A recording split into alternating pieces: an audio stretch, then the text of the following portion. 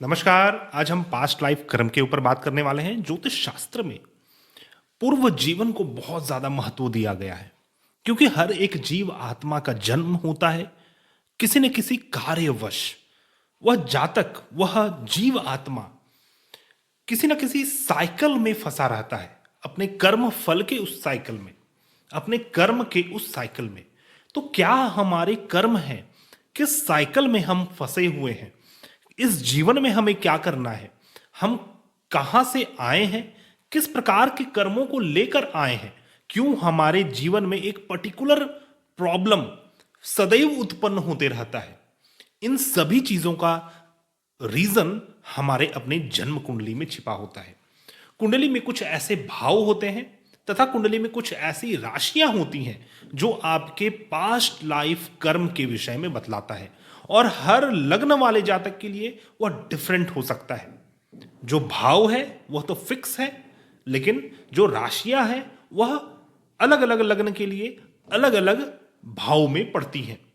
तो कौन कौन से वह भाव हैं, कौन कौन सी वह राशियां हैं, इस वीडियो में हम बात करने वाले हैं। बहुत ही विस्तृत वीडियो होने वाला है, और यदि आप सभी को यह वीडियो पसंद आएगा तो आने वाले वीडियो सीरीज में हम प्रत्येक लग्न के ऊपर पास्ट लाइफ कर्माज के ऊपर वीडियो बनाएंगे कि यदि आपका वृषभ लग्न है तो आपके किस प्रकार के पास्ट लाइफ कर्म हैं, किस पार्ट ऑफ लाइफ से आपको हिंड्रेंसेस फेस होगा, किस पार्ट ऑफ लाइफ में आपको ट्रांसफॉर्मेशन देखना होगा, और किस पार्ट ऑफ लाइफ में आपको सदैव लॉस ही होगा। यह प्रत्येक लग्न वाले जातक के लिए डिफरेंट हो सकता है। लेकिन आज का हमारा जो टॉपिक है वह सिंपली पास्ट लाइफ कर्म है। पूरे यूट्यूब में मेरे द्वारा कई सारे ऐसे वीडियोस आपको मिलेंगे पास्ट लाइफ कर्म के ऊपर, लेकिन यह जो वीडियो है यह बिल्कुल यूनिक होने वाला है। आइए स्टार्ट करते हैं। सबसे पहले पास्ट लाइफ कर्म। पास्ट लाइफ, बहुत सारे ऐसे संस्कृति है जिसमें पास्ट लाइफ नहीं मानते हैं। मैं उनसे यह प्रश्न पूछना चाहूंगा कि यदि पास्ट लाइफ कर्म नहीं होते हैं तो फिर यह कैसे पॉसिबल है कि किसी बच्चे का जन्म हुआ, जन्म होते ही कोई बड़ा रोग हो गया और कुछ दिन बाद उस रोग से पीड़ित होकर उस बच्चे की मृत्यु हो जाती है। आपने इस जीवन में कोई भी बुरे कर्म नहीं किए, लेकिन फिर भी आपको कष्ट क्यों हो रहा है? आपके बहुत सारे लोग दुश्मन क्यों हैं? क्यों आपको नुकसान पहुंचाने के लिए सदैव तत्पर रहते हैं? इन सभी चीजों का जो रीजनिंग है यह आपके कुंडली में, आपके पूर्व जीवन के कर्म में छिपा हुआ है, और एक ज्योतिषी आपको परफेक्टली आपके पूर्व जीवन के कर्म विषय में बतला सकता है। तो जो पास्ट लाइफ कर्म के भाव हैं वह त्रिक भाव हैं। कुंडली के जो छठे भाव, अष्टम भाव और द्वादश भाव है, यह आपके पूर्व जीवन के कर्म के विषय में बतलाता है। जो छठा भाव है वो पूर्व जीवन के शेष कर्म, बचे हुए कर्म, जहां इस जीवन में आपको फोकस करना है, आपको एफर्ट डालना है, आपको कठिनाइयां आएंगी फिर भी आपको फेस करना है उसे, वो सिक्स्थ हाउस है। कुंडली का एट्थ हाउस पूर्व जीवन के अशुभ कृत्य कर्म है, जहां पर आपको ट्रांसफॉर्म होना है, जहां पर आपको अपने आप को बदलना है, अपने पूर्व के चीजों को मार देना है, नए चीजों का उद्गम होना है, वह अष्टम भाव है। अर्थात कि पूर्व जीवन में जो भी आपने बुरे कर्म किए थे, अशुभ कर्म किए थे, पाप कर्म किए थे, यह सभी एट्थ हाउस से देखे जाते हैं। और कुंडली का द्वादश भाव एक ऐसा भाव है जहां पर आपने कर्म तो किए थे लेकिन छिपकर कर्म किए थे। ऐसे कर्म जो आपने सभी से छिपकर किए थे, जो लॉसेस को दर्शाता है इस जीवन में। यह द्वादश भाव आपके लॉसेस को दर्शाता है तथा पूर्व जीवन के ऐसे कर्म जो आपने छिप छिपा कर किए थे लोगों से। तो यह तीनों कर्म के जो भाव हैं पूर्व जीवन के, यह सबसे अधिक जातक को प्रभावित करते हैं, और जो भी कठिनाइयां होती हैं जीवन में यह इन्हीं तीन भावों से रिलेटेड होती हैं। इसलिए छठा भाव रोग, ऋण और शत्रु का है। अष्टम भाव आयु, मृत्यु, सडन इवेंट्स, ट्रांसफॉर्मेशन, एक्सीडेंट्स का है, गुप्त शत्रुओं का है। और द्वादश भाव जीवन में लॉसेस का है, साथ में इन्वेस्टमेंट का भी है। तो यहां पर अभी हमने 3 भावों के ऊपर बात किया। जो कुंडली के 3 भाव हैं, त्रिक भाव हैं, यह सभी पूर्व जीवन के कर्म के विषय में बतलाते हैं। और प्रत्येक लग्न के लिए और भी कुछ भाव होते हैं जो आपके पूर्व जीवन के कर्म के विषय में बतलाते हैं। यह हम कैसे समझें? इसको समझने के लिए आपको बस यह देखना है कि आपकी कुंडली में कन्या राशि, वृश्चिक राशि तथा मीन राशि किस किस भाव में है। उन भावों से रिलेटेड भी बहुत सारे पेंडिंग कर्म हैं जो आपको इस जीवन में फुलफिल करने हैं। फॉर एग्जाम्पल कि तुला राशि वाले जातक के लिए जो कन्या राशि है वह इनके द्वादश भाव में पड़ेगा। द्वादश भाव में कन्या राशि पड़ेगी, अर्थात कि जो स्पिरिचुअलिटी से रिलेटेड इनके कुछ पेंडिंग कर्म हैं, कुछ शेष कर्म हैं जो इन्हें इस जीवन में फुलफिल करने हैं। उसी प्रकार तुला राशि वाले जातक के लिए कुंडली के द्वितीय भाव में वृश्चिक राशि पड़ रही है, अर्थात कि पूर्व जीवन में आपने अपने परिवार के रिलेटेड, अपने परिवार के सदस्यों से संबंधित कुछ ऐसे पाप कर्म आपके द्वारा किए गए हैं जो आपको इस जीवन में सुधारना है। और उसी प्रकार तुला लग्न वाले जातक के लिए इनके कुंडली के 6ठे भाव में मीन राशि पड़ रही है, अर्थात कि स्पिरिचुअलिटी को लेकर आपके जीवन में, आपके पूर्व जीवनों से रिलेटेड स्पिरिचुअलिटी को लेकर कुछ पेंडिंग कर्म है। कुछ आपने स्पिरिचुअल चीजों को प्रारंभ किया होगा बट उसे छोड़ दिया होगा। फॉर एग्जाम्पल कि मान लीजिए आप दान करना प्रारंभ किए होंगे, लोगों की मदद करना प्रारंभ आपने किया होगा, लेकिन किसी कारणवश वो आपने छोड़ दिया होगा, जिसके कारण वो स्पिरिचुअल साइकिल आपका कंप्लीट नहीं हो पाया।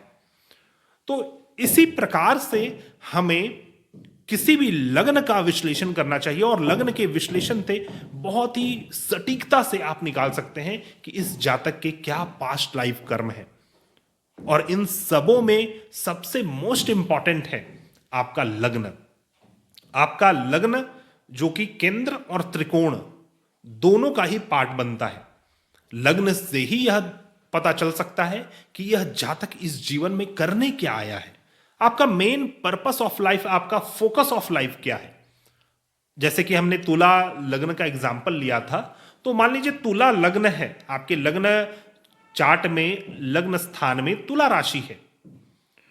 तो तुला राशि आपके कहां पर हुआ? आपके शरीर में कहां पर हुआ? आपके सर में हुआ।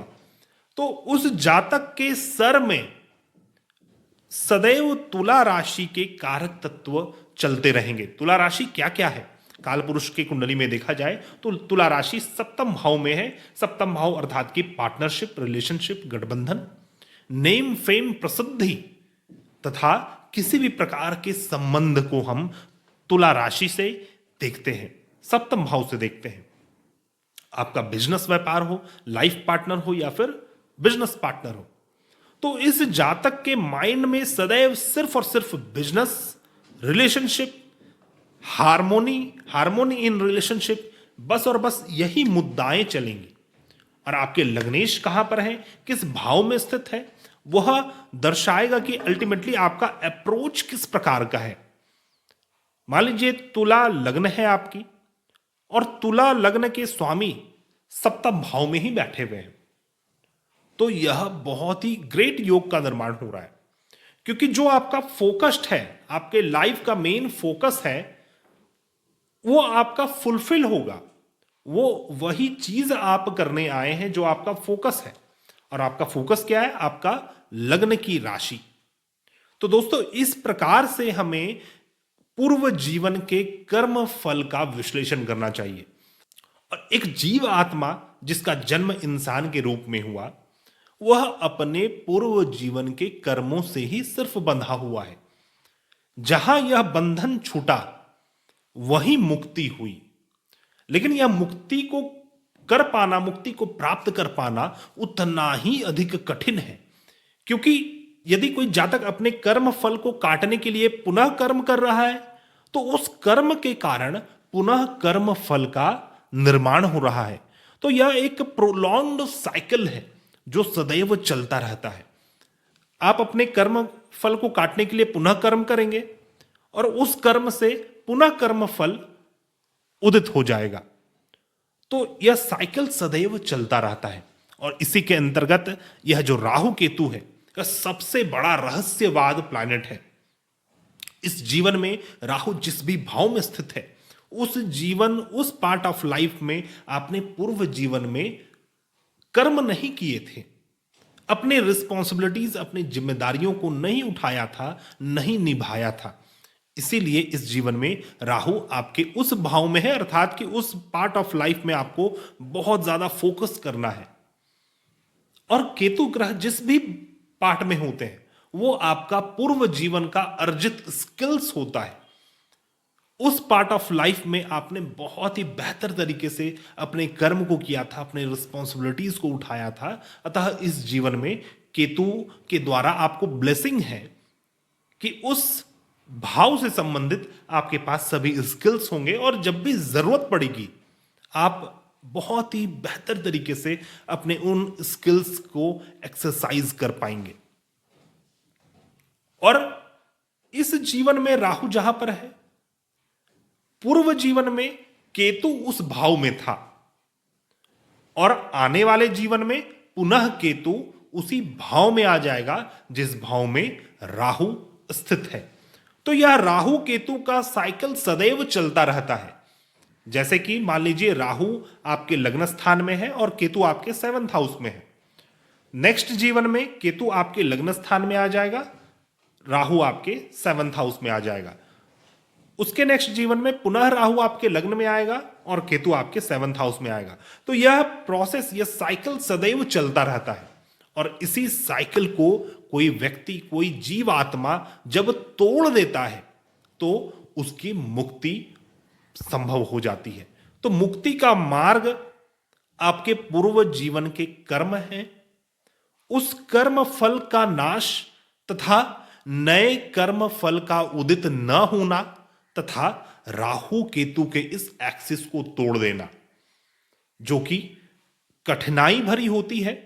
लेकिन यह ज्योतिष शास्त्र किसी भी जीव आत्मा को वह दृष्टि प्रदान करता है कि आप किस प्रकार से अपने कर्म फल को समझ सकते हैं। राहु केतु आपसे क्या चाह रहे हैं, यह जीवन आपसे क्या चाह रहा है, आपका पर्पस ऑफ लाइफ क्या है। इन सभी चीजों को समझते हुए जब आप अपने जीवन को जीते हैं, अपने जीवन का निर्वाह करते हैं, तो ईश्वर की कृपा से, भक्ति से, अनेक आशीर्वाद से, शुभ कर्मों से आपके कर्म फल नाश होते हैं तथा जातक को मुक्ति प्राप्त होती है। तो दोस्तों, यह हमारा वीडियो पूर्व जीवन के कर्म के विषय में था। आने वाले वीडियो में मैं इन्हीं कर्म फल को प्रत्येक लग्न के ऊपर बात करके आपको बतलाऊंगा कि आपके जो भी लग्न हैं, जो भी आपका एसेंडेंट है, उस एसेंडेंट के हिसाब से आपके क्या बचे कर्म हैं, किस पार्ट ऑफ लाइफ में आपको हिंड्रेंसेस आएंगे, कहां पर आपका ट्रांसफॉर्मेशन होगा, किस पार्ट ऑफ लाइफ में आपके लॉसेस होने हैं और आप किस प्रकार से इन कर्म फलों से निकल सकते हैं, मुक्ति कैसे प्राप्त कर सकते हैं। आशा करता हूं आपको यह वीडियो पसंद आया होगा। मिलते हैं हम नई वीडियो में, तब तक के लिए धन्यवाद। राधे राधे।